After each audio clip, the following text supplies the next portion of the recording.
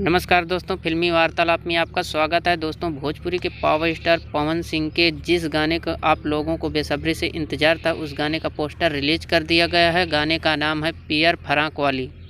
जी हाँ दोस्तों, पियर फराक वाली इस गाने को लिखे हैं आशुतोष तिवारी। आशुतोष तिवारी वही हैं जो हरी हरी ओढ़नी जैसा ब्लॉकबस्टर सॉन्ग दिए हैं, और इसमें म्यूजिक है प्रियांशु सिंह का, और गाए हैं इसको भोजपुरी के पावर स्टार पवन सिंह, और साथ में गाई हैं अनुपमा यादव। दोस्तों, इसमें जोड़ी की बात करें तो आप लोगों को जोड़ी देखने को मिलेगी इसमें पावर स्टार पवन सिंह और निकिता भारद्वाज की। दोस्तों, ये गाना एक लगन स्पेशल सॉन्ग होने वाला है, बहुत ब्लास्ट होने वाला है, क्योंकि आशुतोष तिवारी जी खुद बताए हैं कि ये गाना बहुत लाजवाब होने वाला है।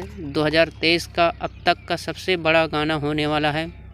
दोस्तों, अगर जानकारी अच्छी लगी हो तो वीडियो को लाइक कर देना, और चैनल पर पहली बार आए तो चैनल को सब्सक्राइब कर लेना। जय हिंद, धन्यवाद दोस्तों।